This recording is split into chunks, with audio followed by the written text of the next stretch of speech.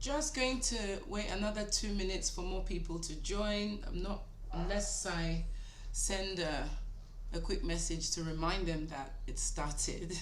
But we definitely need to observe, we need to pay attention to times because people obviously have busy schedules. So I'll just give it another 2 minutes, send out some messages to get people to join, which is why the Facebook group is so useful because you can literally just say, everybody come on.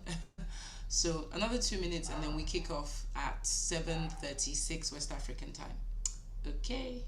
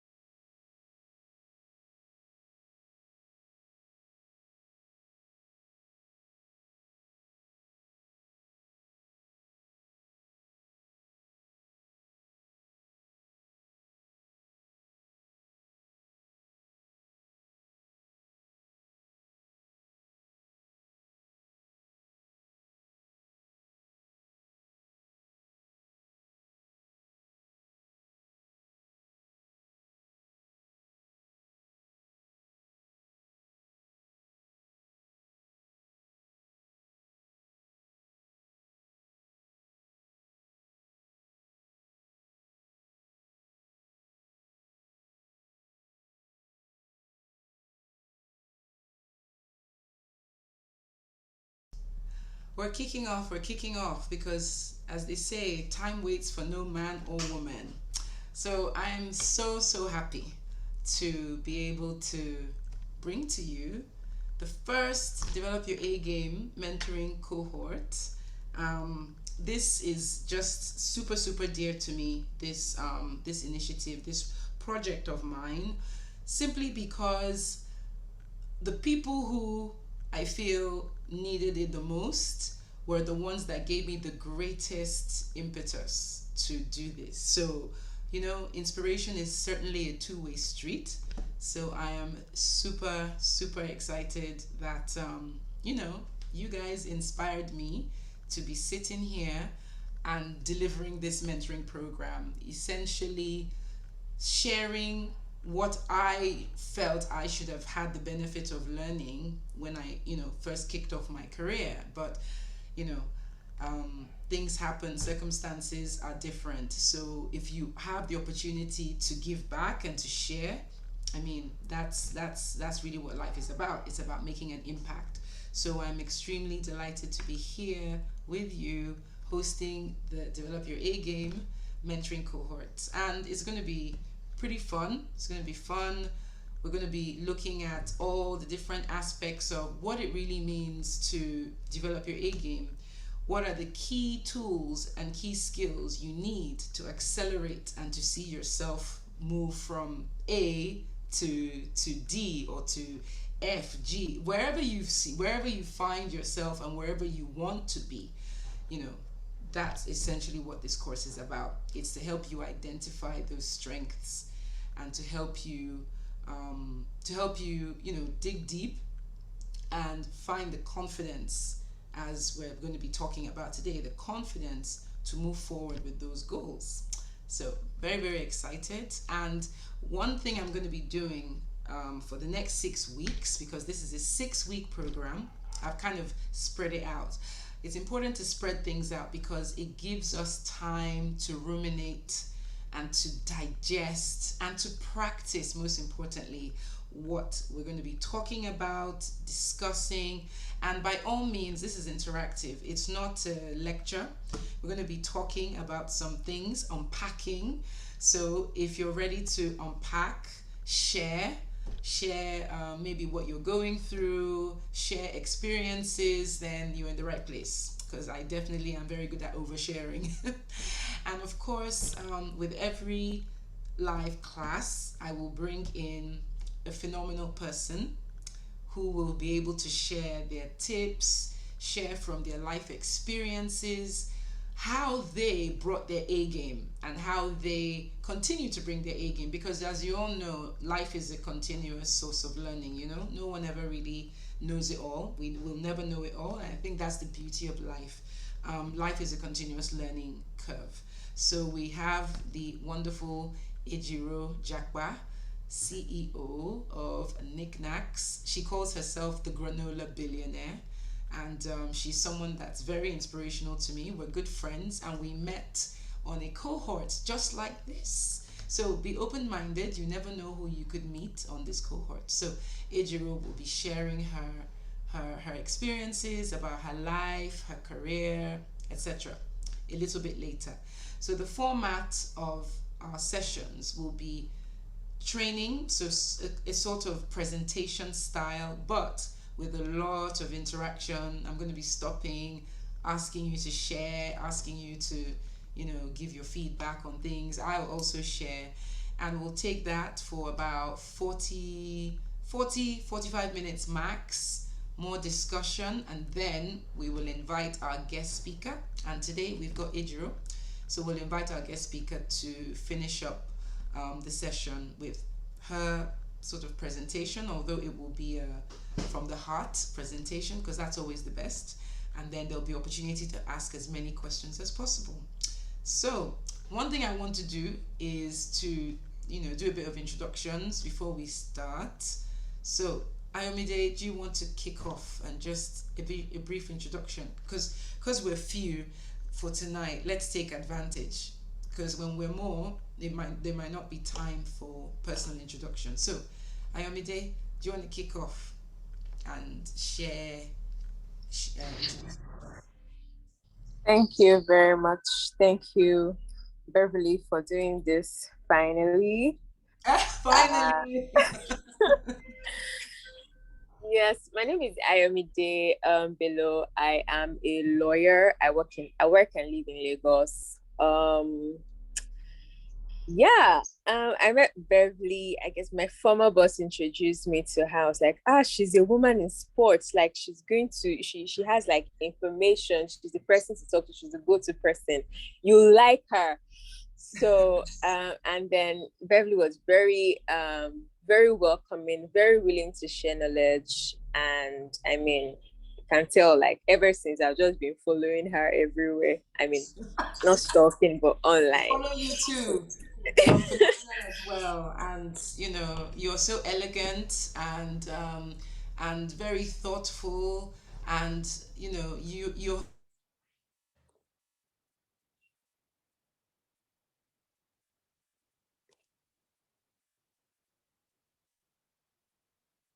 Hello. all do. But we all have our strengths, and that's what it's about. We all have to inspire each other. If my network is too unstable, I will take off the video because I don't want to ruin the experience. Thanks, Ayomide. Thank you. Adenike, over to you. Do you want to introduce yourself? Hi. Hi. Sorry, my internet's also being a bit weird, but It's Africa, right? We yeah, manage. yeah. We hope it's Where are it's you gonna calling be. from today? Tell us where you are and I'm calling from Johannesburg. Yes, so yeah. Let me introduce myself as well. My name is Adenike. I am a lawyer working in Johannesburg. Well, I just started being a lawyer. Like I've only been here for like I've been a month. But yeah, I met Beverly. I was interning at the law firm that she works at for about like 3 months when I was still doing pre-law, and she was really inspirational and showing me like different sides of the law at the time. Yeah, I don't know what else to say No, about it's fine. myself, but yeah, there.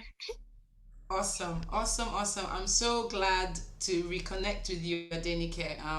One big theme that I'm going to be emphasizing a lot in this cohort is the importance of building relationships. Relationships, I have this, I used to have it pinned on my Twitter, but because I had another post that really went viral, I had to unfortunately depin it. But the first pin was people will be your greatest assets. People, not things, not companies, not as people themselves are assets. And I know that some people might say, oh, that's quite a utilitarian way of looking at people. But when I say people will be your greatest assets, I don't necessarily mean assets as disposable.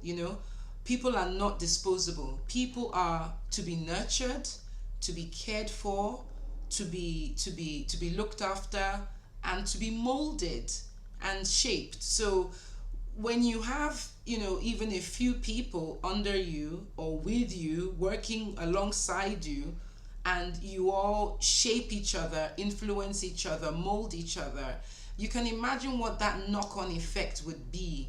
So I liken it to myself and Ejiro, who will be speaking in a bit. And honestly, Ejiro is phenomenal in terms of her energy levels, in terms of her drive, in terms of her confidence, which is why she was, I mean, I've been hounding her for a good few months because she's a very busy person. And I said, you are the queen of the pitches, not bitches, pitches. She can deliver a pitch on the spot without preparation. She knows her onions back to front. And that's something that has rubbed off on me.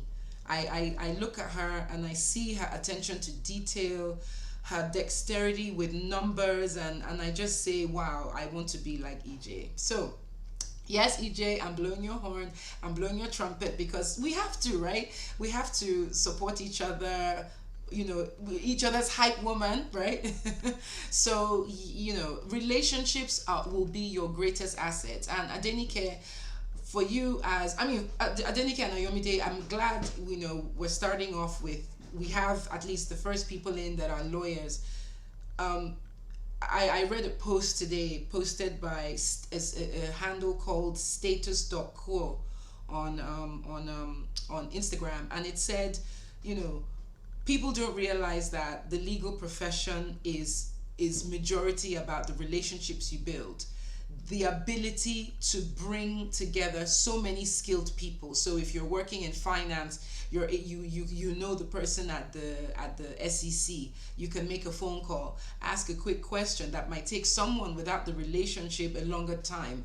You know someone, okay, like EJ is in the manufacturing industry. She manufactures FMCG goods. She manufactures peanut butter. She manufactures granola, muesli. So someone like her would need a lawyer that understands that industry, the food and drugs industry. So if you happen to be familiar with NAFDAC, which is the equivalent of the FDA in the States, and no, the FDA in England, and US FDA in the States, she would be more drawn to a lawyer that has those relationships. So relationships are critical to success. It's gotten me where I am. I tell you, and I'll also share with you, don't allow people to criticize the things about you that are unique. Sometimes might be a source of criticism because other people don't understand it, they don't get it. And I know when I was younger, people used to criticize me that why do I talk to everyone? that must I speak to everyone. I know it sounds ridiculous, doesn't it? But that so-called weakness to them has turned out to be my strength in my career, in my adult life, because I find making relationships very easy. It's easy for me to make relationships. So relationships for me are the be all and end all. I love relationships. I love meeting people, and yeah, that theme is going to run throughout this cohort. So, without further ado, I'm going to get into the presentation for today, because I want you to have a kind of technical feel to what you're learning. I feel that people learn better with a combination of different styles. So, the technical style, which is formal, and also the informal conversational style. But please, as we're having this presentation, I will stop and ask questions, and just to get feedback, check your pulse, make sure you're still awake and not asleep. So here we go. I'm just gonna get set up and share my screen. Okay. Just 1 second. This screen sharing thing is always a pain. Okay, we good? I think we good. Okay, so you can see my screen, right? So welcome to Building Inner Confidence with me, your host Beverley, for the majority of this cohort, and our special guest today, Ejiro Jakpa, amazing lady. I will do a back to front, so I will introduce her just before she comes on, if that's okay. So I'm just going to take it from the top. So, if you have no confidence in yourself, you are twice defeated in the race of life. With confidence, you've won before you've even started. That's by Cicero. For me, I don't know, people that follow me on social media or even on WhatsApp know that I love quotes. I'm the queen of quotes. I love quotes. I feel like in such a short sentence, you can distill so many learning points. So, I mean, when you take a look at this quote, if you have no confidence, you're already defeated. You've already lost the battle before you've even started, you know? And if you do have confidence, you've won before you've even started. So I liken it to, people who they call arrogant. Unfortunately, sometimes people who don't really know much about stuff, but they come across like, wow, they're talking so confident, they're talking so well. And why do we sort of incline to listen to them? Because of their body language. There's confidence is on many levels. Confidence is not just the way you speak, it's also your body language. They're called non-verbal cues. So people who are confident exude not just the verbal, you hear them speak with a loud, clear voice, very important when you're truly confident and not faking it, but also their non-verbal body language will be somewhat open, positive.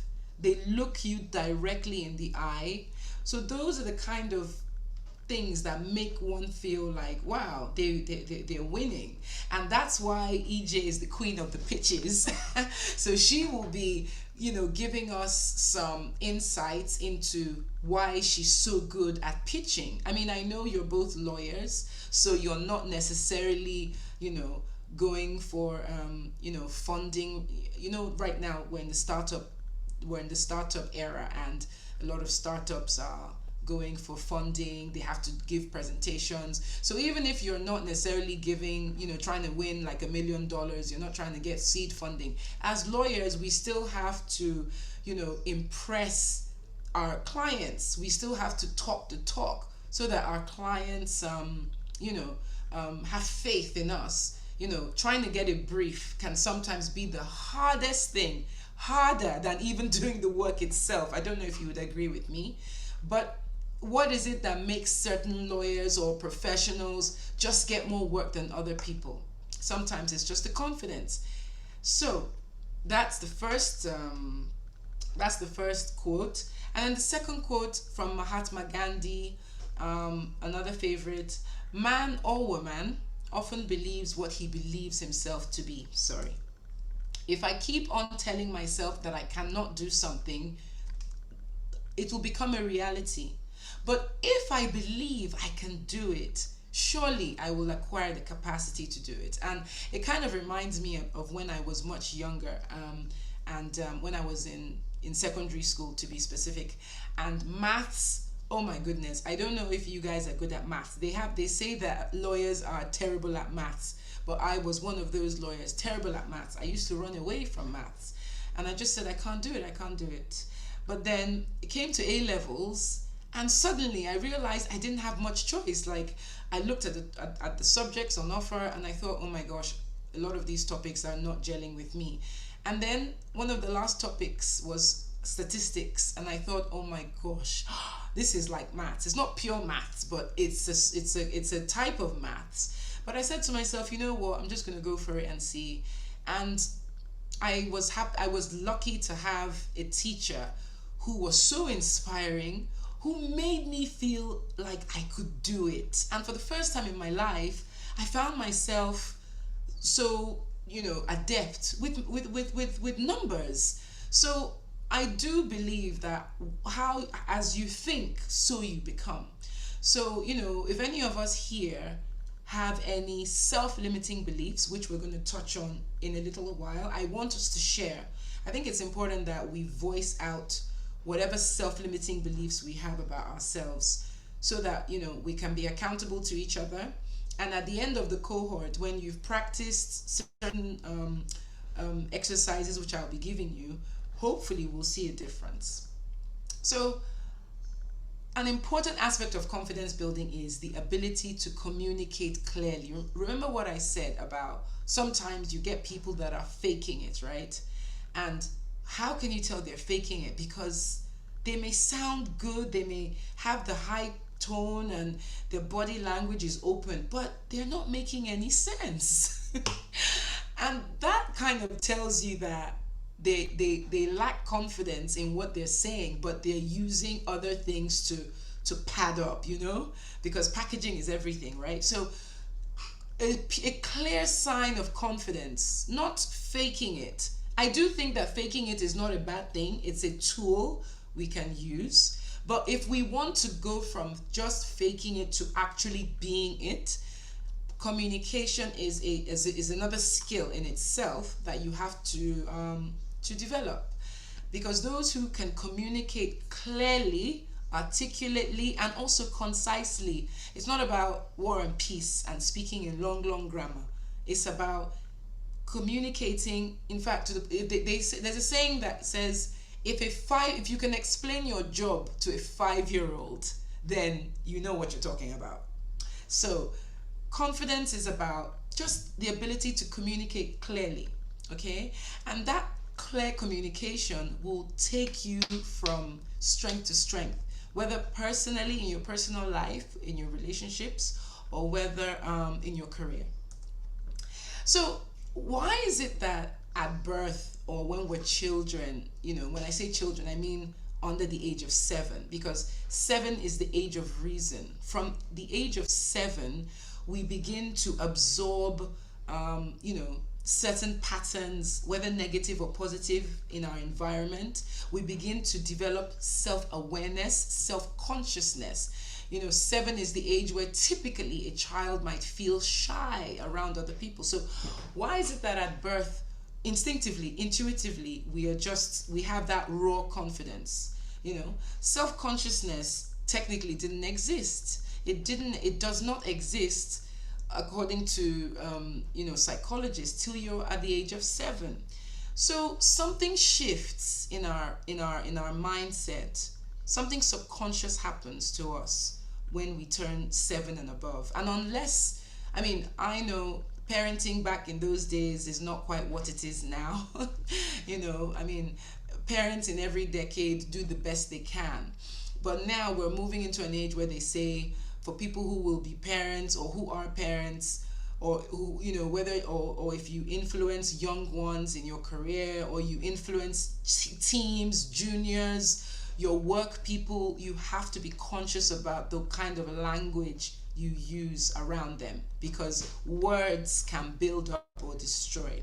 So negative experiences begin to impact our frame of mind from the age of 7. So that gives us new reference points. These negative experiences attach themselves, they embed subconsciously to the way we do things. So we become less and less confident and we don't even realize it. It could be suddenly you have an eye test and you realize you can't see very well. This was me age 6 actually, when I started wearing glasses, and I suddenly felt different to other people. That gave me a new frame of reference that I was different, and that affected my confidence, at least when I was that age, you know. So our subconscious mind, I think it's very important that we understand that there is a science to confidence. Confidence is not necessarily natural. There's no such thing as a, well, yes, when you're younger, when you're young, under 7, it's natural, unquote. But as we begin to get exposed to the world, the ways of the world, as they say, our confidence naturally begins to kind of ebb away. Unless we are fortunate to have super empowering teachers, aunties, uncles, moms, dads, relatives, etc. So it's not so much about natural confidence, it's about learning how to, you know learning how to work with what we have, and learning how to reframe our minds. So to be honest, most of us actually have to learn and practice confidence. That's the truth. And it's nothing to be ashamed of. I definitely had to practice. I was not like this when I was younger. No, no, no, no, no. I would run away. I don't want to talk. I don't want to talk in front of anyone, but it's a practice thing. Practice makes perfect. I think they say 10,000 hours is how much time you need to master a new skill. So confidence can be developed through training and through brain training, effectively. So what are some root causes of low confidence? I really want to bring you guys in now, because I don't want to just talk at you. Based on what we've said so far, does anyone relate with, at any point in time from childhood? Or maybe you're just fortunate enough to be one of those bubbly kids that was bubbly all the way through childhood to adulthood. But does anyone want to share any frames of reference that may have shifted at some point? Because we're always changing. Does anyone want to share anything?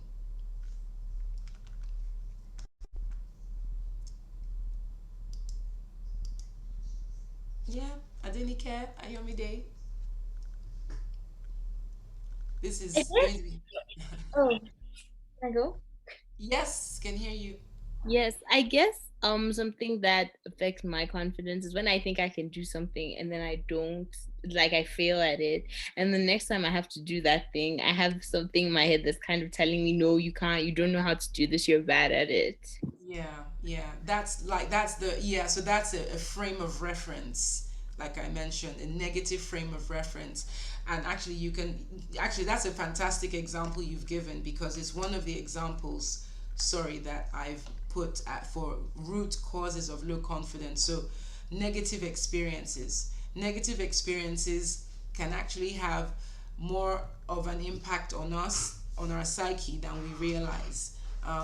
It's I really want us to take a step back and think a lot about, some patterns in our lives, so that we can actively undo some of those patterns without trying to sound all psychology.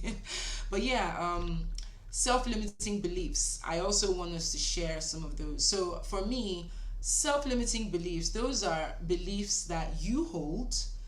Again, we're not going to debate whether it's right or wrong that you hold those beliefs, but the fact is, they've come from somewhere. It might have come externally from your environment, or it might have just been created within you, perhaps That's just the way you process some information. So self-limiting beliefs are basically beliefs that you may not realize are holding you back. So, for instance, a popular self-limiting belief that many women have is, oh, I can't apply for that role. I can't apply. I'm underqualified. No, no, I can't. They wouldn't even give me a second look. The role needs 5 years of experience, and I've only got three and a half. Nah, I'm not gonna bother. I need to get the exact amount of years. That's a self-limiting belief. And that's also kind of a form of perfectionism, which we'll get into. So believing that you're just not adequate or you're not enough, that feeling of no, I need to work more on myself. I'm not ready. I don't know if that sounds familiar to any of you. Those phrases, I'm not ready, I'm not ready. I don't think it's the right time. Or it's I haven't got the time. There's so many different self-limiting beliefs that I guess we say to ourselves over and over again that eventually sound like the truth. You know what I mean? I don't know if any of you have can share any self-limiting beliefs you might have. Anyone at all? It's open to everybody. EJ, even you.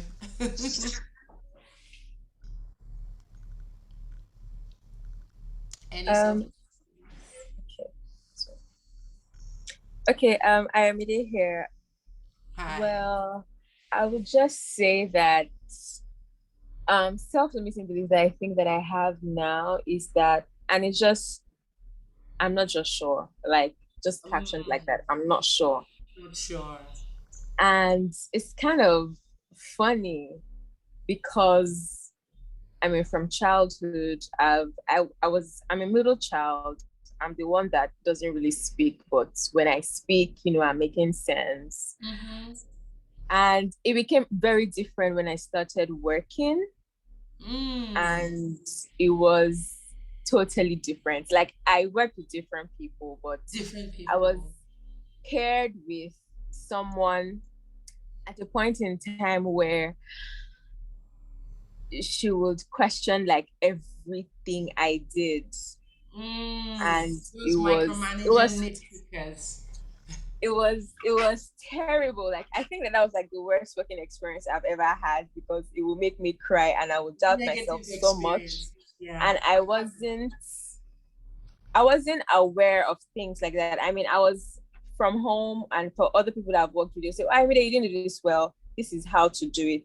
But this person would say, "You didn't do this well. I thought you knew better than this," and then without pointing me in the direction of what to do. So I think somehow I just developed this self-limiting, self-inflicted belief that I'm just Mm, not sure, not sure.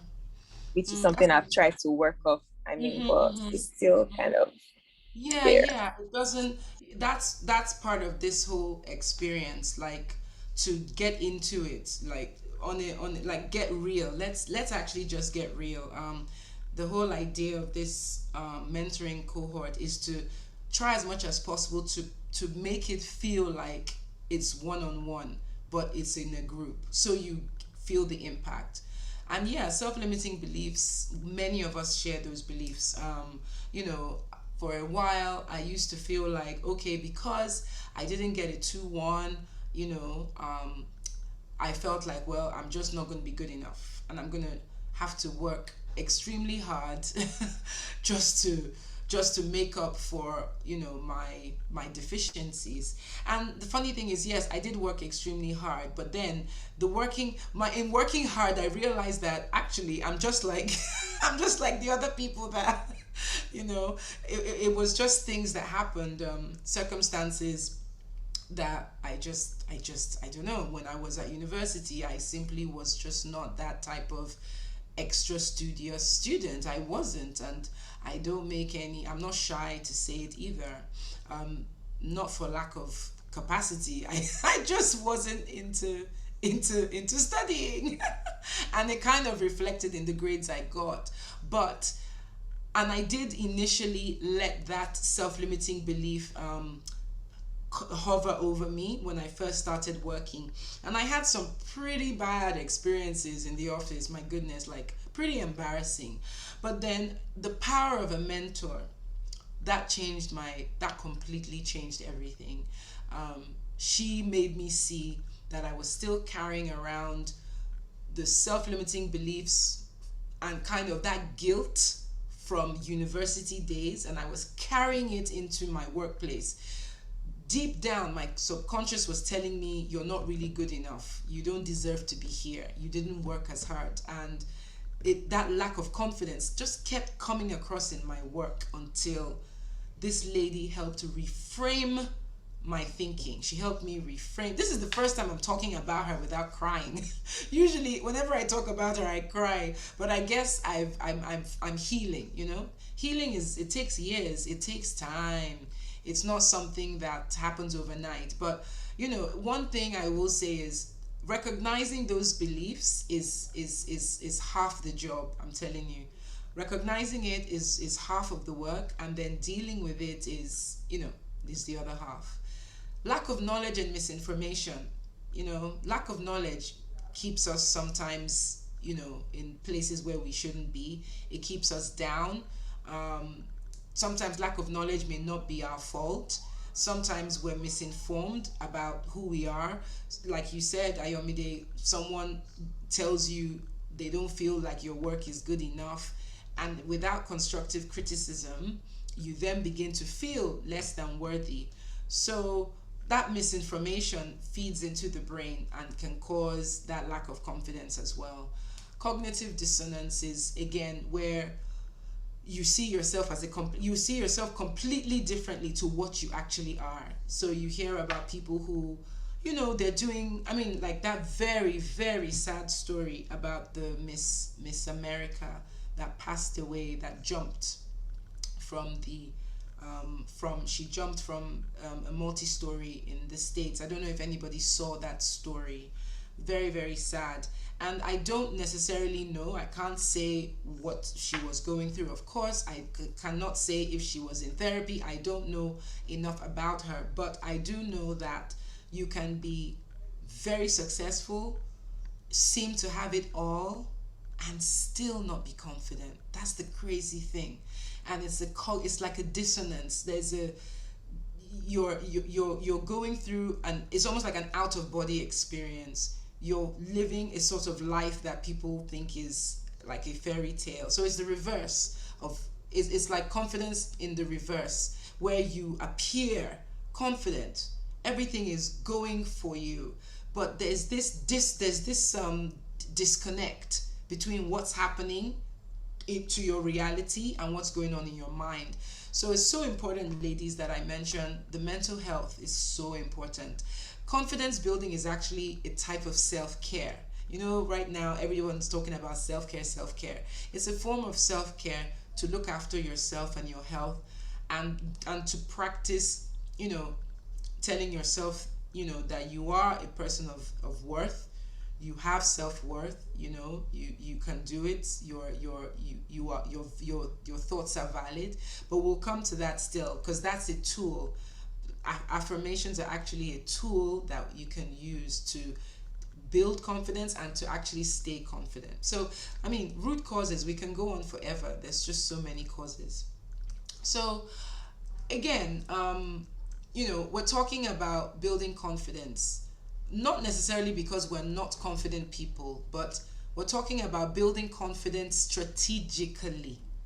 We're talking about using confidence as a tool to climb up a ladder, as a tool to get more of what we want in life. And you can be confident to a degree where you can function. There's some people that are so painfully shy that they cannot function. Like they can't talk to people, they can't deal with other people. So that's kind of also on some kind of spectrum as well. So we're talking about confidence where we're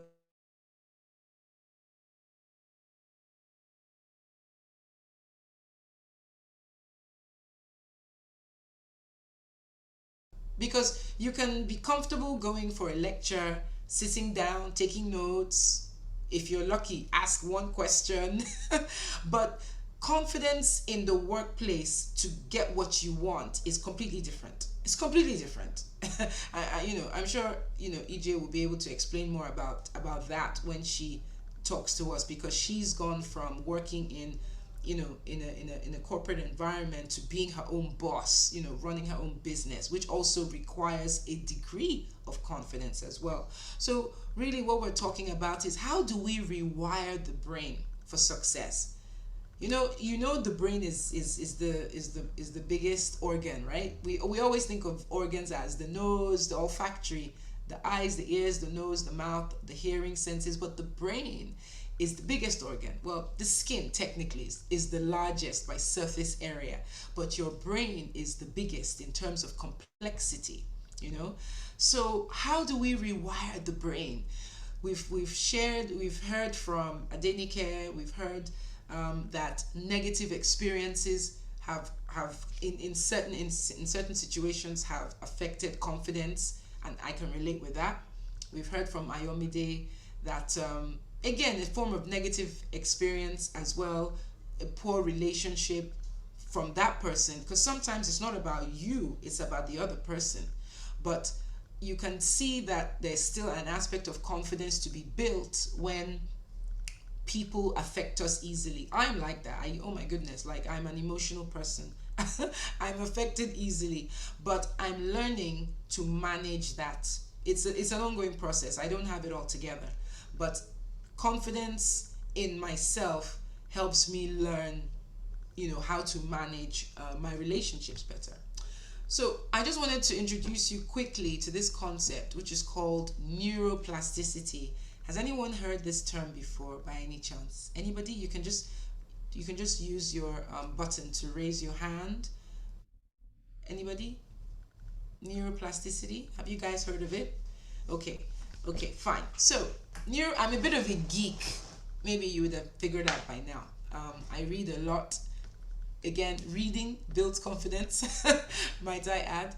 But so some of my favorite podcasters and some of my favorite books on self-help. So these concepts, these psychology concepts, I find them so fascinating. So people like what's his name, the guy that wrote Blink, Malcolm Gladwell. I don't know if you guys read Malcolm Gladwell.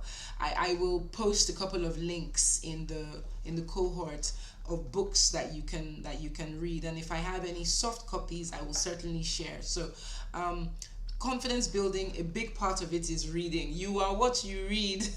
So neuroplasticity, what is it? It's really the brain's ability to adapt to different situations and environments. As you know, when we talk about little kids, we always say, little kids are like sponges. They absorb anything in their environment. They can learn up to 5 languages. They can master so many different skills. Basically, they soak up their immediate environment. Some of the greatest geniuses of our, well, not just of our time, when we look at people like Serena Williams and her sister Venus, the father decided before they were born that they were going to become tennis stars. And the molding, the shaping, the influencing led them to become who they are today. I don't know if any of you have watched the film King Richard. I highly recommend it. If you haven't watched it, please go and watch it. It's brilliant. It's really brilliant. It really gives a lot of insight into the father and into how much conviction he had. Like, his conviction was like, the sky is blue. You know how you know the sky is blue, right? Like, of course the sky is blue. That is the level of conviction he had that his children, well, the last 2, he has a lot of kids, right? But that's another story. But that level of conviction that his 2 last daughters were going to be world tennis stars. It's the same conviction he had. The sky is blue. My 2 daughters are going to win Wimbledon and US Open, and people would look at him like he's crazy.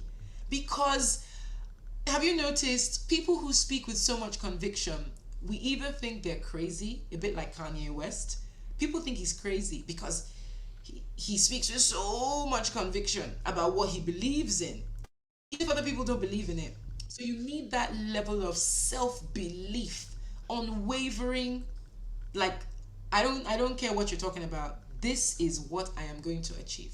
So neuroplasticity, it's about how you adapt, how you change to suit environments. And you know that with every adaptation you have in your life, it's effectively creating new neurons in the brain. So the neurons, I mean, I'm not a neuroscientist or anything, but it's the connections in the brain. So all those neurons in your brain, all those brain cells moving around. I think we've got like 100 million neurons in our brains. We have so many, and I think we use about, what's the saying, we use like what, a tiny amount of our brain cells. So every time you undergo a new experience, you are literally learning. So I think if you have it at the back of your mind that, oh, I'm going through something that is making me uncomfortable, this is a shift, this is new, I'm stepping out of my comfort zone, remind yourself that, wow, this is a potential learning experience. And that gives you confidence that, okay, even though this is uncomfortable, I'm learning something from this.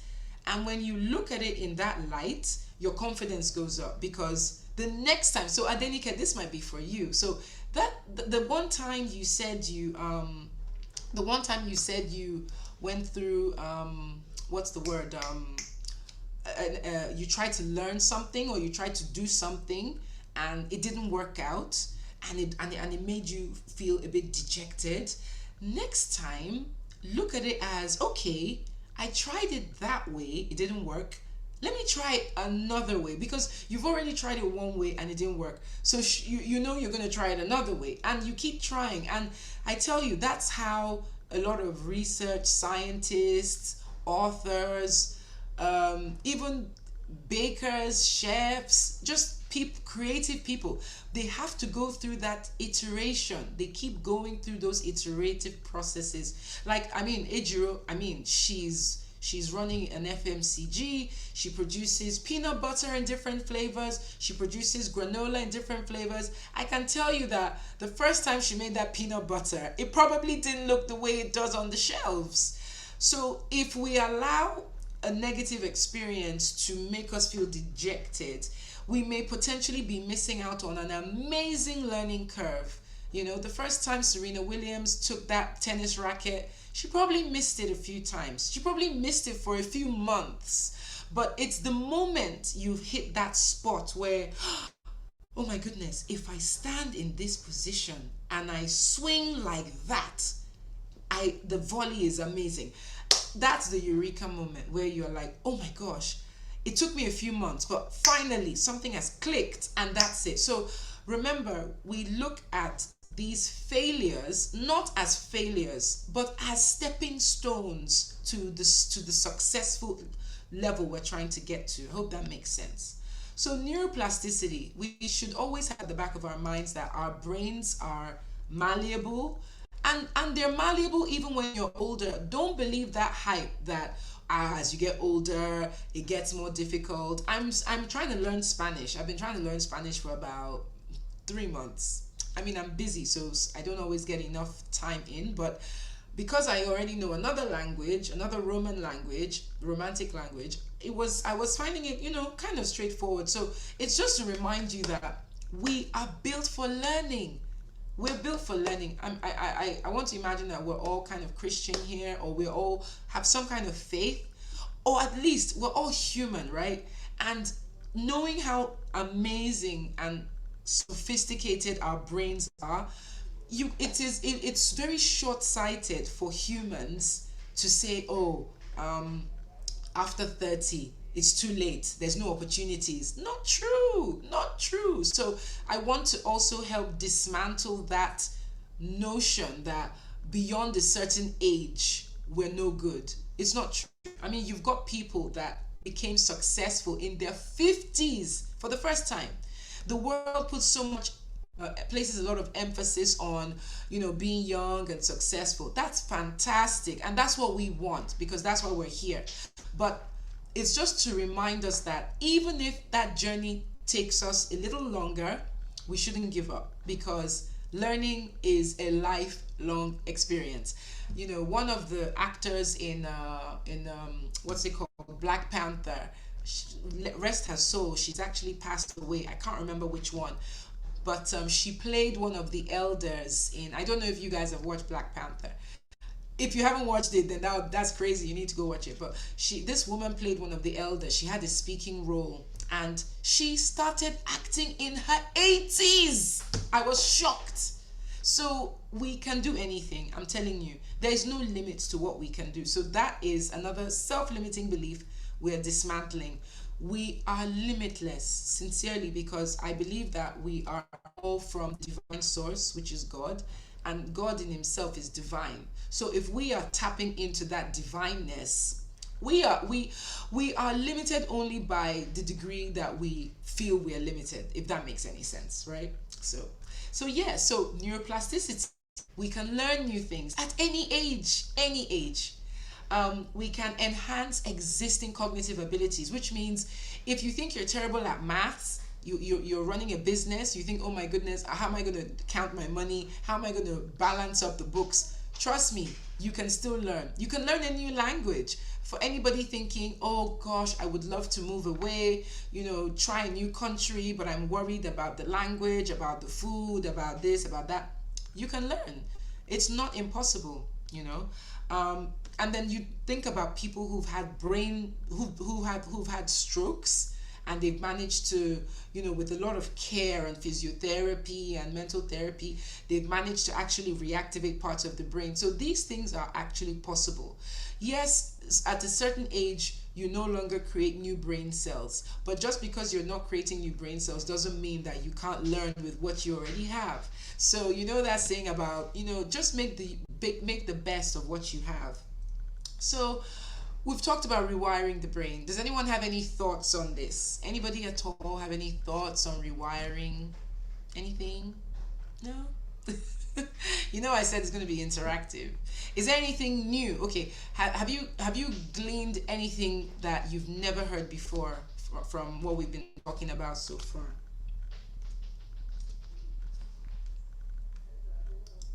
Ayomide, you look like you're on Glee. Yep, you have to blur out the negativity for sure, EJ, for sure. You have to blur out the negativity. Absolutely. So, I was talking about, confidence from 2 points of reference. Confidence is not just about how we feel about other people. So, your confidence for a while when you're still building up yourself. So, how they say, there's a kind of scripture in the Bible that talks about, when you're still young, you're feeding off milk, right? But as you get older, you begin to feed off solid food. You begin to get stronger, so you can now take in more.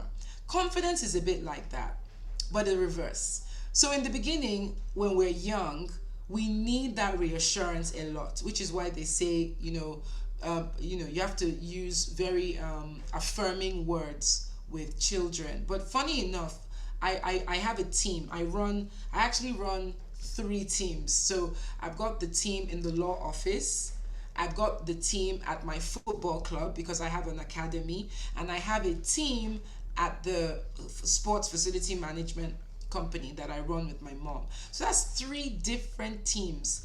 And one thing I can say that I know, even with adults, we love words of affirmation, affirming words. It makes us feel secure, it makes us feel more confident, it makes us feel happy. So at a stage when we are still growing, we need to feel secure in relationships in order for us to grow, right?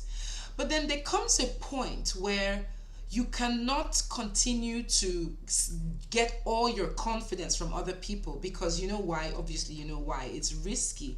You don't necessarily want to to have other people carry your heart in their hands, okay? Because if you go through a very bad experience with other people, it can be potentially devastating. It's happened, it could be a colleague in the office, it could be a partner, it could be a fiance, a husband, parent, close friend, bestie. When we put everything into another person because we feel confident and care and love about that person, when that confidence is broken, when that trust is broken, I tell you, it's enough to destroy you.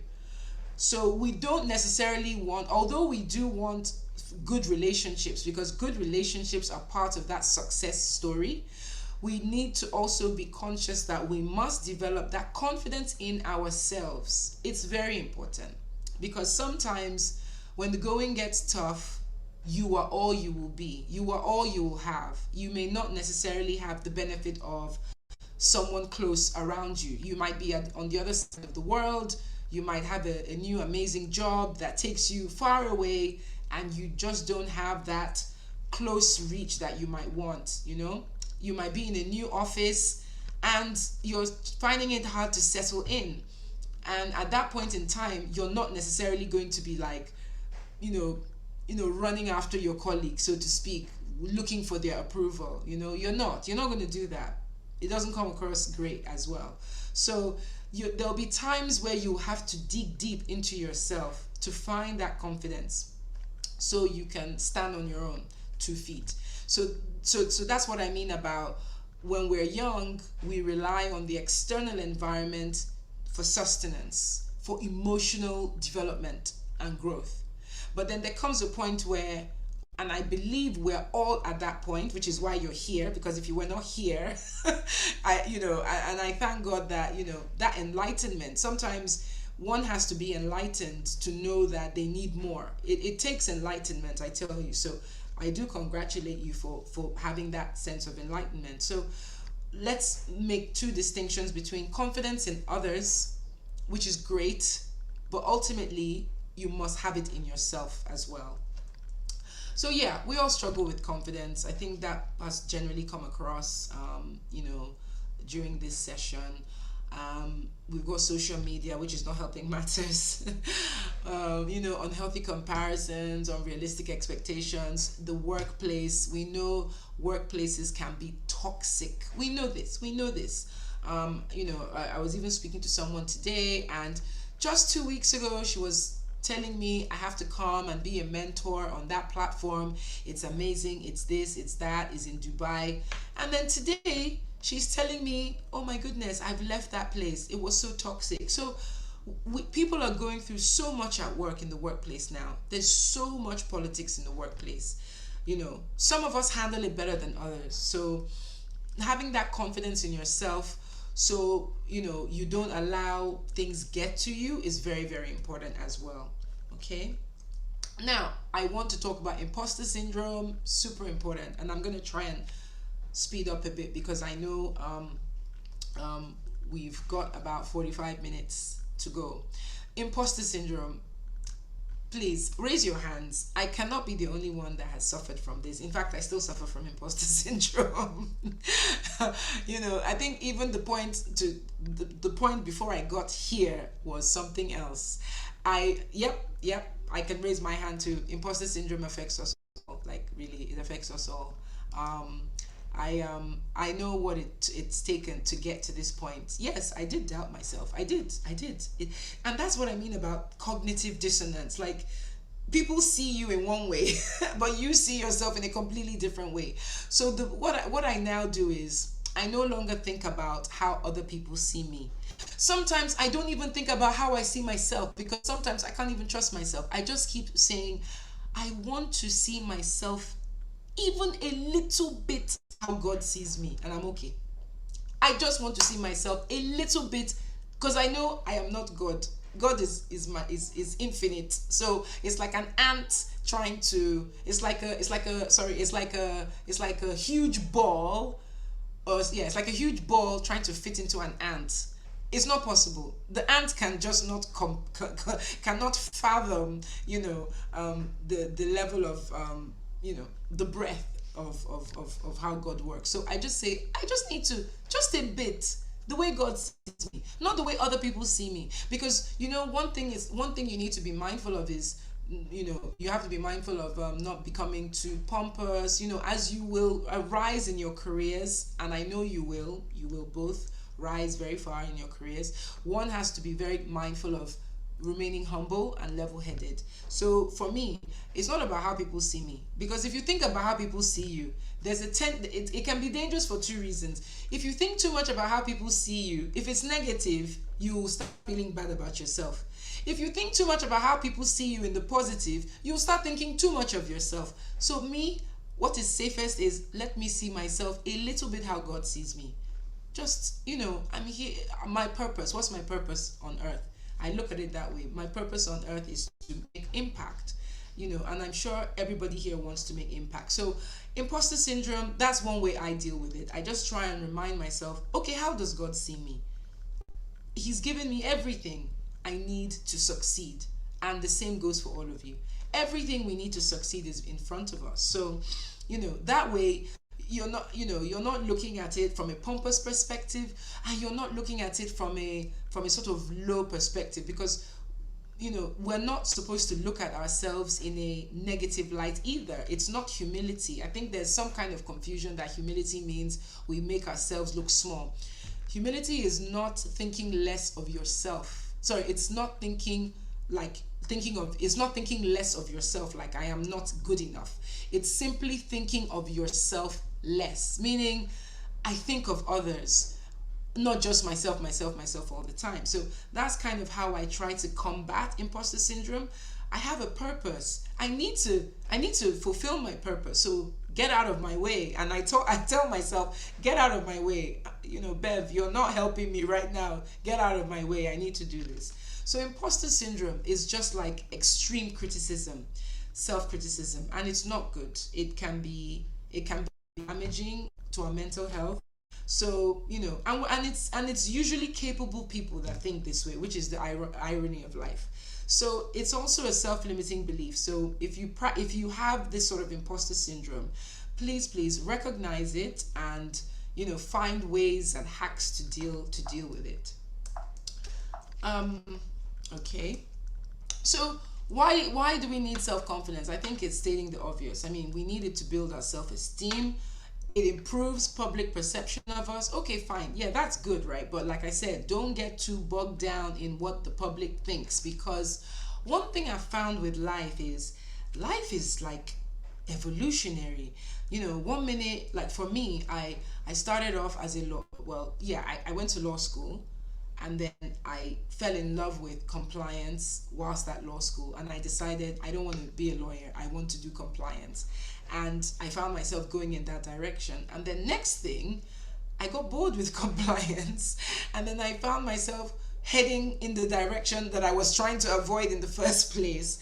And then I pivoted. Well, I'm still a lawyer, but I went into sports and entertainment, and now here I am sitting in front of you guys talking about personal development. So sometimes don't think too much about public perception, because the public will put you in a box. And like I said, remember that you are from an infinite source. You're from the divine. God is divine. So we are truly capable of doing a lot of things. And yes, I know the world will tell you jack of all trades is a master of none, but better than one.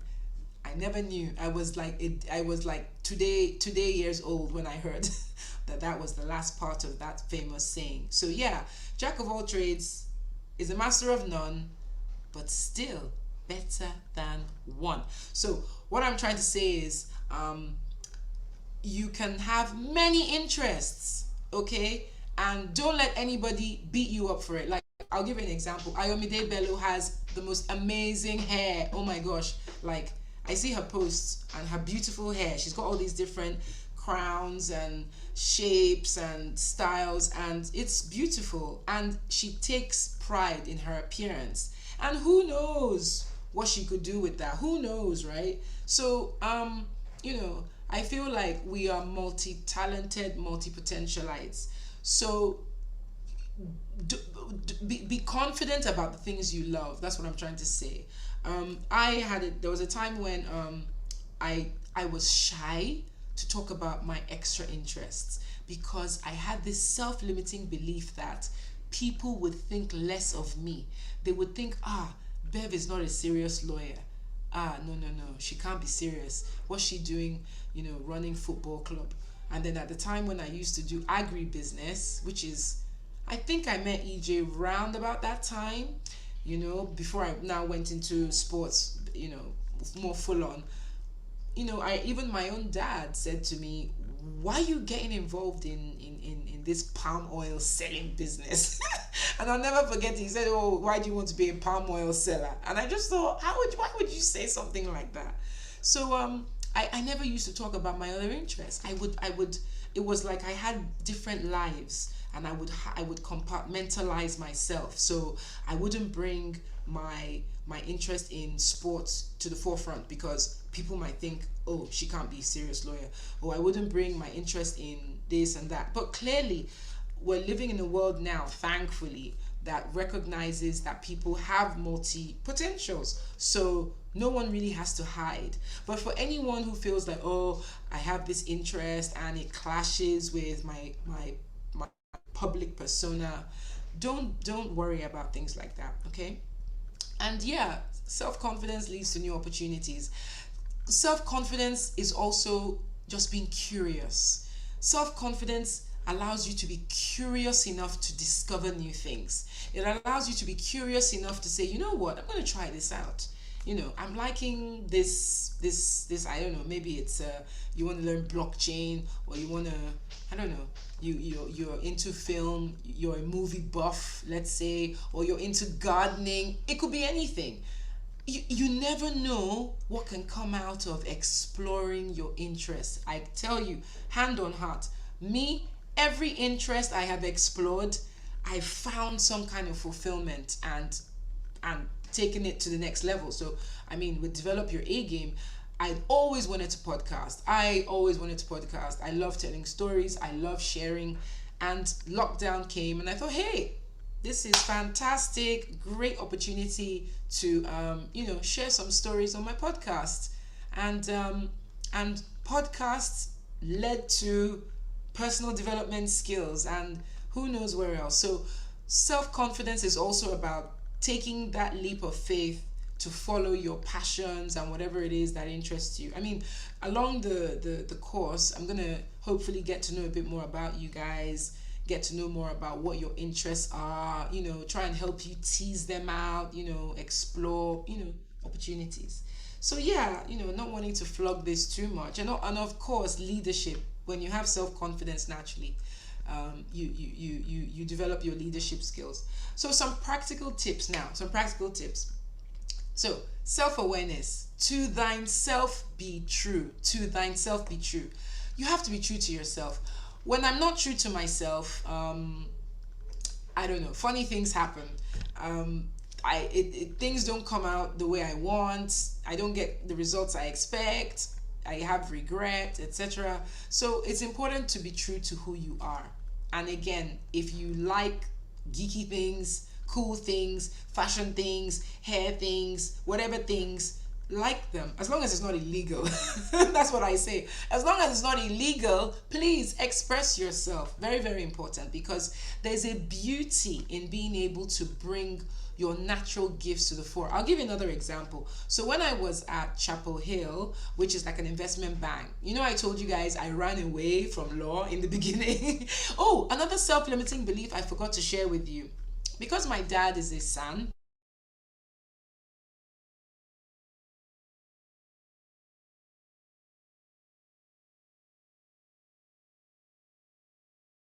know that the distinction between the litigators and the transaction lawyers. So my mind was all litigation. So I already told myself I'm going to be a rubbish lawyer because my world was litigation. I didn't know about transactions back then. Maybe if someone had told me about transactions, I would have, I wouldn't have had that self-limiting belief. So I decided I'm just going to study law, and then go do something else. But that doing something else was not necessarily because I was so driven to do something else. It was more like I was running away from something that I really wanted to do, but I was worried I would suck at it. So, self awareness is important. If I had known back then that there was something called transaction law, I would have probably just gone into it fully and owned it. So please, your self awareness, bring what you love to the table. I love French language. I'm not fluent like native, but I can get by. And I like talking about my love for the French language. And one time, my boss at Chapel Hill, Mr. Bolaji Balogun, he was hosting like an West African event, inviting financial regulators from other parts of West Africa, bankers, because that's what he does. So he invited them to Nigeria for a conference, and one of the speakers couldn't speak a word of English, but for some reason, I think Mr. Balogun had heard that I spoke French, or I drop a lot of French, like in my WhatsApp chats, in my posts. So me not being shy about my love of French, he called me to his office and he goes, "Oh, you speak French, right?" And I was like, well, not that well, but he goes, "That's it. You're going to be the translator." And I was like, "What?" What? I mean, it's one thing to kind of get by, but another thing to translate. So there I was, ladies, a week later at a big event in VI, translating in public, and I mean, that definitely got me out of my comfort zone. But the point I'm trying to make is, don't be shy about what you love, because I'm telling you, by some random, stroke of luck, or the universe conspiring with you, you will be able to use your passions in the most interesting, creative, and funny ways, even in the office. So yeah, so self-awareness is very important. Developing a power stance, walk, obviously, body language. I told you guys about non-verbal cues. So it's not just about how you speak, it's about how you look. Open chest, standing tall, neck up, and all that. Dressing to impress. Now, dressing to impress does not imply that you should wear a suit all the time. It's about looking good for you. Feeling good and looking good the way you define how that is. So there's no dress code here.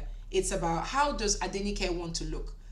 She's got the beautiful red bob in the picture, and Adenike, I've met you. I love your style. It's I'm a piano kind of going on. I love it. It's quirky. It's cool. It stands out. You know what I mean? Ayomide, I've already referred to you. You're elegant. You're tall. You have that stature. Very model-like. Your hair is like your crowning glory. So believe you me, people notice these things about you. They do. So you just own it, really. And then people you admire, my goodness, frames of references everywhere. EJ is one of my frames of reference for sure. That's why she's here.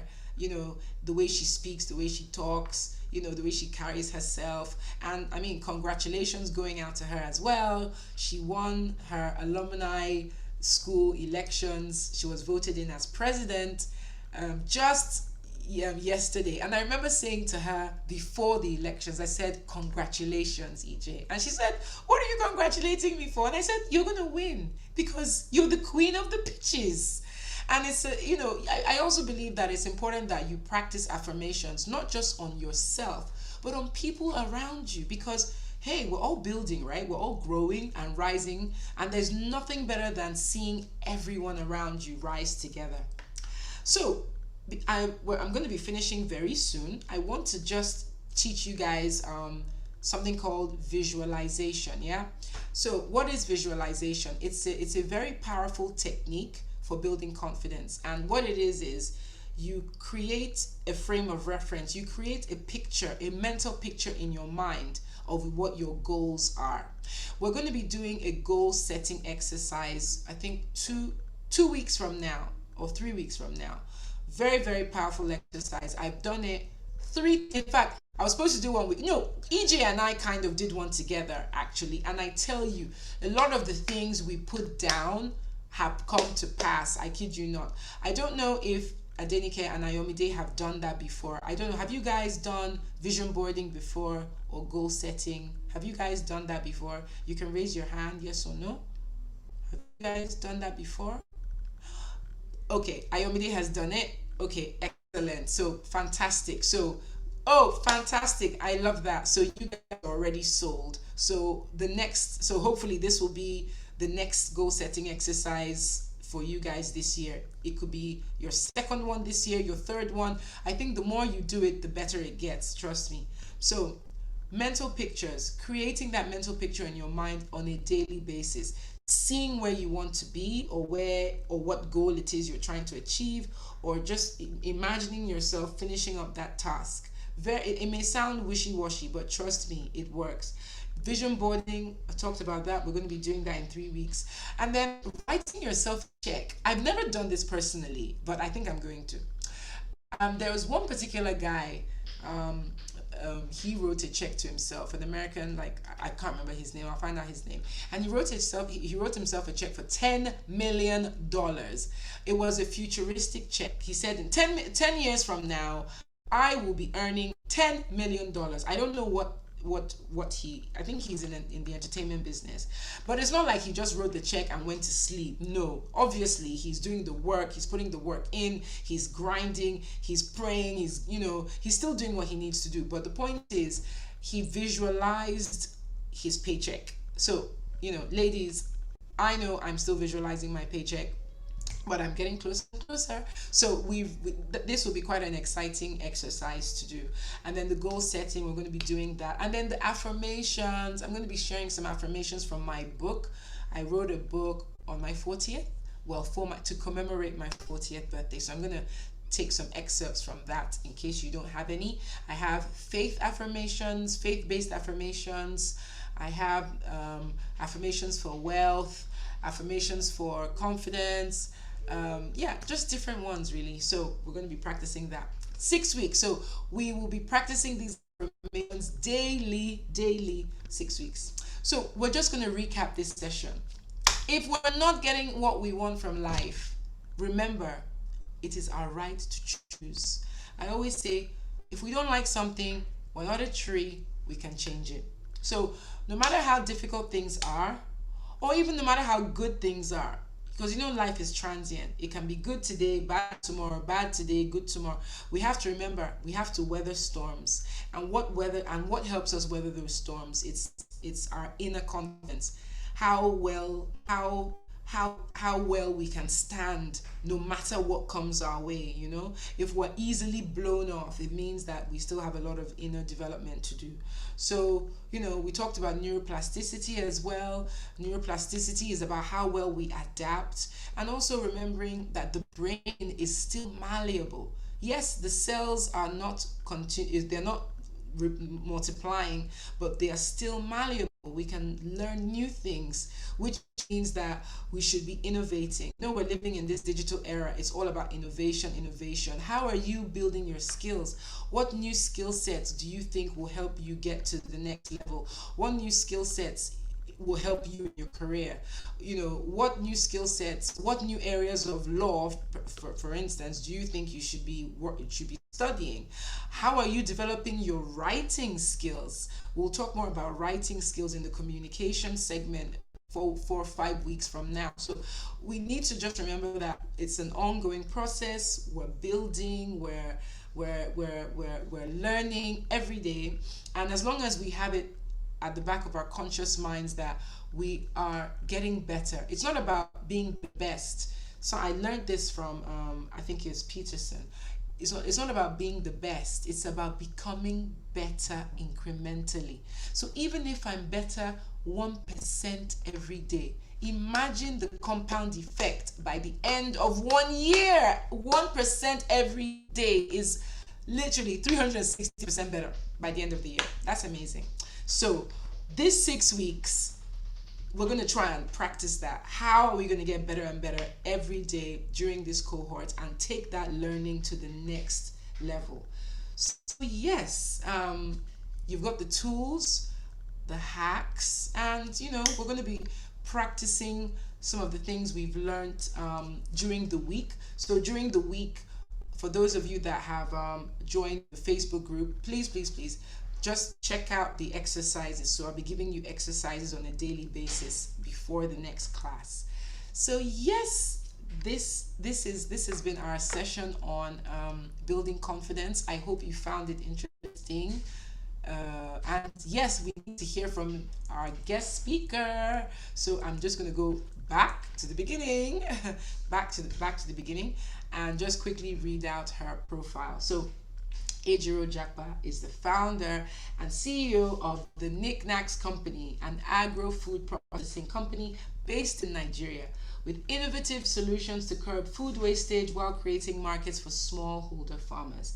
She also invests in Nigerian agricultural food related companies. She's held several roles in business analysis, project management within blue chip companies. She's worked at ING Bank in the UK, Lloyds Bank in the UK, and Barclays. She's a graduate of computing studies. So can you see that amazing pivot? You go from computer studies to processing. It's just incredible. She's got a double master's in innovative manufacturing and management from Cranfield. She's got over 20 years experience as a senior professional within business, IT, financial and electronic retail. She's garnered so much wealth, and trust me, you're going to be hearing from her today. And alongside her entrepreneurial passion, she's also an advocate and champion for SMEs, especially female founders. She really is passionate about female founders. It's very important to pick people carefully, people that will impact, not just coming for visibility's sake. So without further ado, I think she should come on and, share her experience with you too, and everything. So EJ, take it away. I'll lead you to it now. Hello. Hi. Hi. Good evening, everyone. Good evening, Adenike and Ayomide. Great meeting you all. And thank you very much, Bev. Thank you. Right. It's in fact, I enjoyed the session. Thanks. I've learned a new word. What's that word again? I need to find where I wrote it. Which one? Neuroplasticity. That's it. Neuroplasticity. Oh, need to get my tongue right. But I learned a lot of interesting stuff, good stuff. I mean, things that that you weren't even aware that somebody had a theory on that, It's just things that is in your subconscious. But yes, thank you for also taking me back, because I remember one of my nicknames in secondary school was JJ Jakpa, Jack of all trades, master of all. Because ask me for anything or to help you do anything, I always had an answer. I always preferred a solution to everyone, or to anyone. I always preferred a solution. So everyone used to call me master of all. And today, I'm one of the things I learned as well today is the end of that saying, Jack of all trades, master of one. Master of none, but better than one. But better one. That's it. Master of none, but better than one. Then again, who says we can't be better at all? Eh? We're women. We know how to multitask, don't we? And we're good at it. Anyway, so today I'll be speaking to you about building your inner confidence. And for me, I like talking in stories. I like giving examples in stories. So I just give you real life examples or real life scenarios of my experience with building confidence. And one of the key things I would say is important in doing that is be prepared. I mean, if there's nothing you take out of this class, that's one thing you should take out, which is be prepared. That's the Boy Scout motto, isn't it? Be prepared. Our girls' guide, even. Our girls' guide, exactly. Be prepared. So Bev reminded me today of a pitch. I think that was my first pitch, Bev. But she reminded me of something that happened years ago. So what happened was there was a competition. I think it was a mentor matchup challenge competition. They had put out a flyer saying, pitch to win. I think it was ₦1,000,000 then or something, or £2,000, $2,000. It's open up to women of certain age doing certain things, blah, blah, blah. So I had applied, but I wasn't successful. Anyway, one of my friends was successful. And she was like, guys, I made it through this, this, this. I'm like, oh, cool. I'll definitely come and support you. I'm going to be in the area that time anyway. So myself, Bev, and her decided to meet up at the venue. It was at the Oriental. I would never forget that day. And we got there. And when we got there, the organizers, for some reason, weren't very organized. So Typical. very organized. So what happened was, I think they were probably missing one or two contestants. So they came out and said, you know what, if there's anybody in the room that applied for this, whether you were successful or not, we need you to write your name on the list. And we came out and it was kind of like pulling straws. So they gave us a piece of paper with numbers on it and they put everything in the basket. And they told us, just pick out a piece of paper. And, I picked out a piece of paper and I said, okay, all of you who's got, say, like XYZ on your piece of paper, you come to the left. And those of you who've got ABC, go to the right. And we did that. And they're like, congratulations to all of you on the right. You're through. You're going to be pitching. And I was like, are you kidding? I didn't come here to pitch. I came here to support someone. And they're like, you're pitching. So a few people were like, oh, I didn't know I was pitching. I'm not ready. I don't have my slide. I don't have this. I was like, well, I have my slide and I actually have some products in the car. And they were like, you do? So I remember some people turned to look at me like, you do? I'm like, yes, I do. I'm ready. Just driving around with products. Driving around with my products, exactly. I mean, I was the chief everything officer then, literally. I did everything, marketing, sales, baking, everything. So I ran downstairs, got out samples of everything that we did. And I sent through my slide. I just edited one or two things and I sent through my slide. And for some reason, I had started practicing. I don't know why, but the week before, I had started practicing how to pitch because I'd never pitched before. And a few minutes later, I was called on to give a pitch. I went. Thank God for Shark Tank and all those other programs. Right? Inspiration. Inspiration, exactly. And of course, I think I got to go last or second to last to pitch. So what that helped me do was also to learn from the other people that went ahead of me. I listened to the judges, critique them, tell them what they did well, what they didn't do well. And I was quick. I'm a quick study. So I quickly learned, just took on the tips and all. So it was my turn to pitch and I went there and I pitched my heart out. 10 minutes later, announcement started. They were calling out the winners. And the next thing I heard, and in our first position, we have Knickknacks Granola, Ejiro Jakpa. And I think I was recording.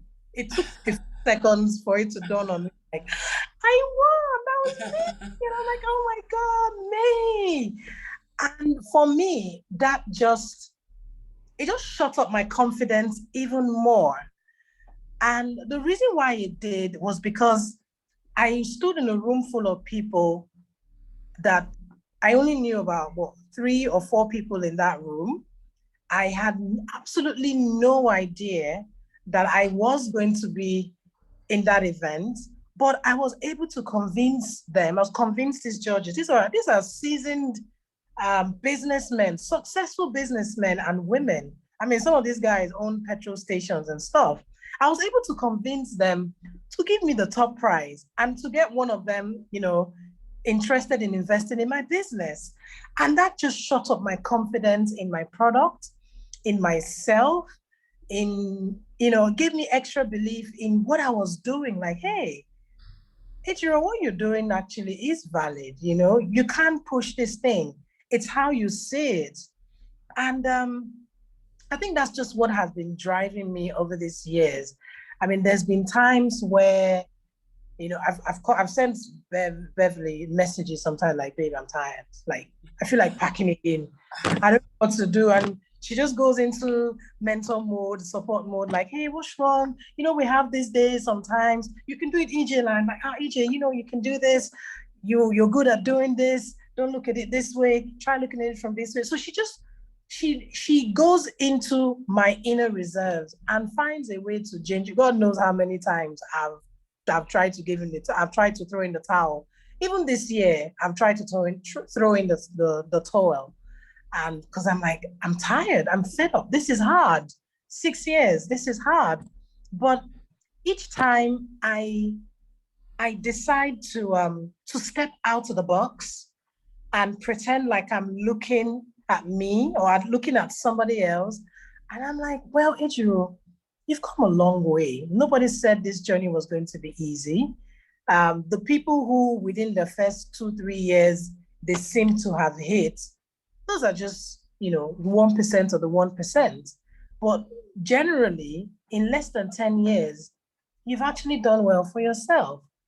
And that has been what has been driving me.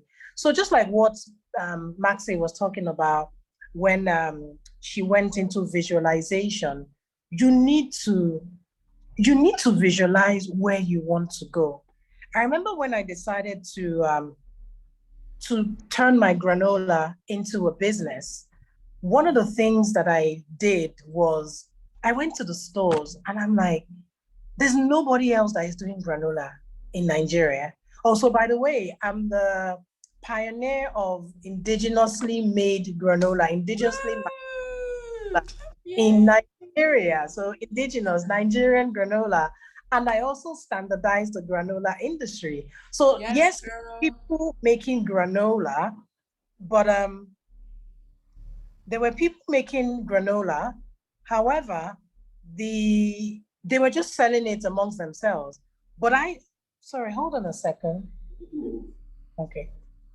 But I decided to take it a step further. I decided to just take it into the stores. Like, what's stopping me from taking it into the stores? And then I didn't even have NAFDAC number. I didn't even know how to go about getting a NAFDAC number. But I said to myself, hey, what's the worst that they would tell me? They'll tell me, no, we can't stock it. It doesn't look nice enough. It doesn't look this. It doesn't look that, whatever. But I took it to the store. First store told me, oh, okay, no problem. We don't mind stocking you. It was a little cafe somewhere I don't even know. It was my friend's store, Bagad, Ojodu Burger, somewhere far anyway. But they were willing to stock the product. There was a gym there and they were willing to stock the product. And then I went to a few more stores because I was really gingered by the first one, like thinking, hey, they're accepting my product. And I went to the second one and they said, no, you need NAFDAC. And I went to Ebano then, and Ebano told me, oh, I'm sorry, you need NAFDAC. I'm like, NAFDAC, how do I go about doing this? And they explained the whole process to me. They said, we can't accept your product until you have these things.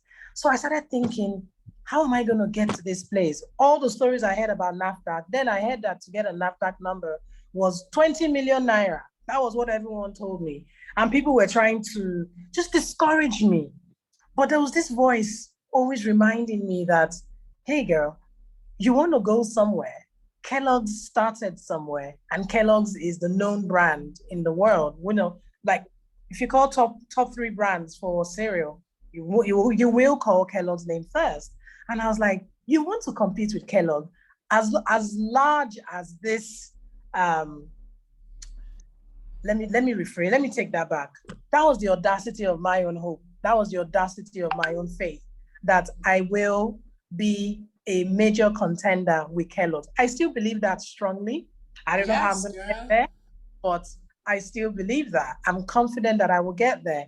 So what I used to do every time was I'll go to the store, I'll check out the international brands, Alpen, Jordan's, Kellogg's, I can't remember Nestle.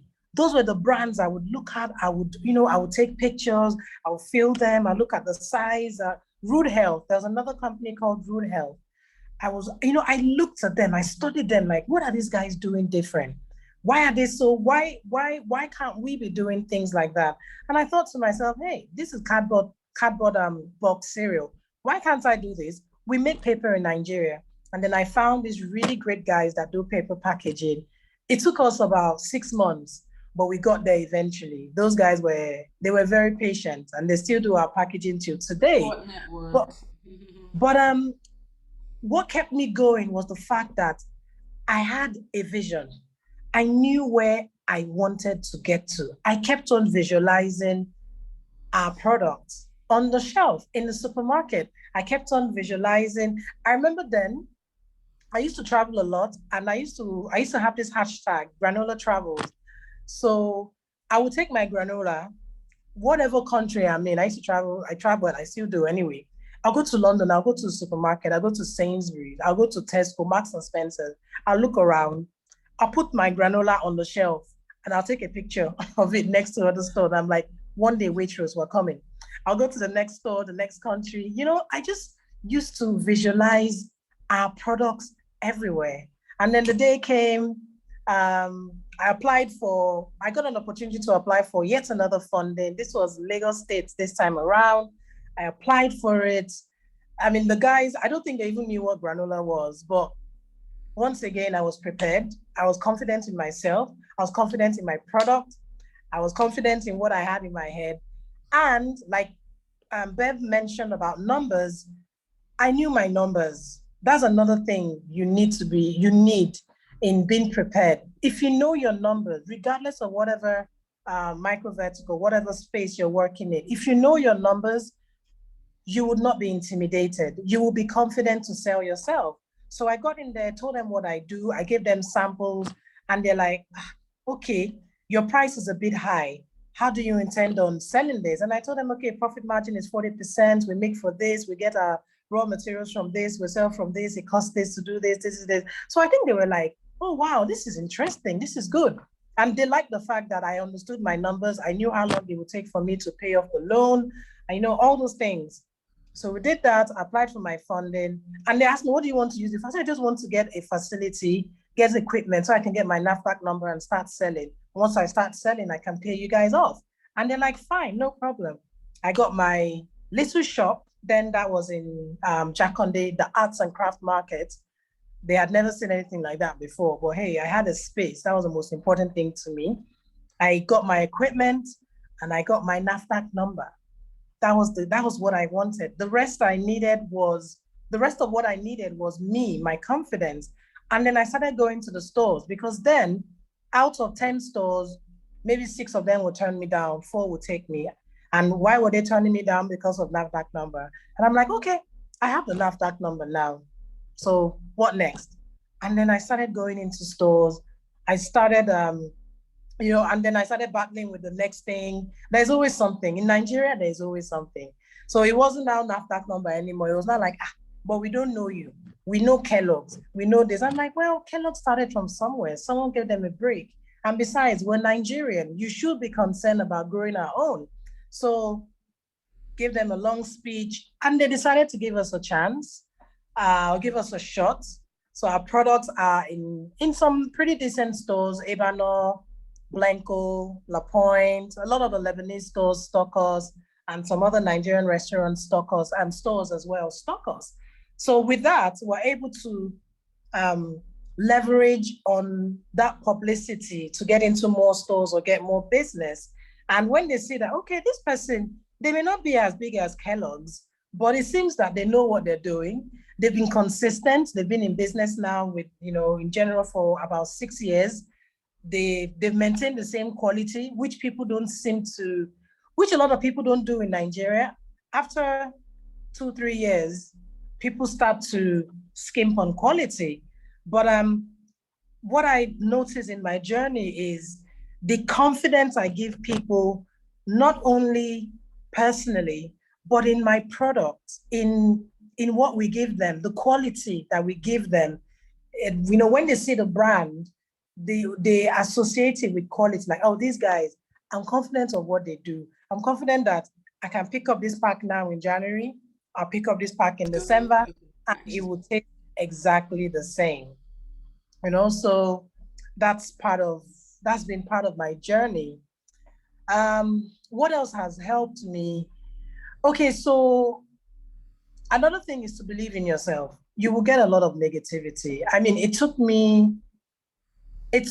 about 3 years, 4 years before my own mom and my brother finally accepted that I think this my daughter and this my sister. I think she's actually an accomplished entrepreneur, because then my mom was like, I don't get it. You have like several international degrees. Why can't you just go and get a job like your mates? Why can't you get a deal? Why can't you do that? I'm like, well, mommy, that's not what I want to do. I've done that. I've done that for years, but I'm not satisfied with that. I think I can do this even better. And for a long time, she just couldn't wrap her head around it because, I mean, she was a public servant. She worked for the government. My dad was a public servant. So for her, she's like, where did you get this business thing from? I found out eventually. Apparently, my grandfather was a businessman, but of course, she had to keep that quiet because she was trying to get me to do something else. But it's only recently that she's confident in what I do. So now when I post a picture, she will say, oh, forward it to me so I can put you on my status and let people know that, oh, this is what my daughter is doing. Maybe they want to order the stuff or whatever. I can then direct them to you. So if you believe in yourself, what would happen eventually is that people would then start to believe in you. Even if you're selling the most common thing to man, even if what you're selling is crap, as long as you believe that, hey, this crap that you're selling, because it's me selling this crap, this is the best crap ever. As long as you believe it, trust me, people will believe in you. We believe in our president, we believe in our politicians, don't we? Even when we see the bullion vans going into their house, we believe them when they tell us we are all for change, we believe them, even though it's glaring. But guess what? They believe in themselves even more. And they're able to convince us to believe in them, even though, we can see through it. But they're so confident that, is it not Nigeria? Don't worry, we'll win them over now. They're confident in their ability. So as long as you are fully confident of what you're doing, even when you fail, don't look at it as failure. That's why when you mentioned something about negativity, I said you blur out the negativity, because if you're not careful, what would happen is that it will start to seep in. And all you need is just that little element of doubt. Yep. That element. And then the imposter syndrome starts to grow and grow. And if you're not careful, it's a fine line. You find yourself depressed. You find yourself thinking that, oh, this person even said, oh, this thing is not nice. This person even said, you just find yourself thinking about all things negative. So the other key thing is believe in what you're doing. Believe in yourself. Don't doubt yourself for a moment. Keep on finding out how you can improve yourself. Keep on taking courses, keep on practicing. Like Bev mentioned, like, oh, she showed that when I made the first batch of peanut butter, it didn't even look like it. When I made my first batch of peanut butter, I think that's when I knew about peanut powder, because it came out looking all shades of wrong. I'm like, what's this? But guess what? I kept on trying. I tweaked the equipment, tweaked this, tweaked that, until we got the perfect, grind, consistency. Yes. And we got there eventually. So yes, one of my favorite mantras of all time is, if at first you don't succeed, try and try and try again. My first batch of granola is not what people are eating out there now. No. I had several burnt samples, several burnt samples, loads of money down the drain. But I kept on perfecting it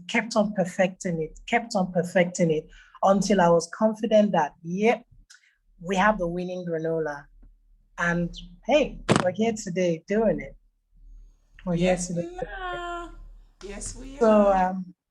I don't know. Am I communicating? Yes. Adenike, Well, to me Ade, you are. Anayomide.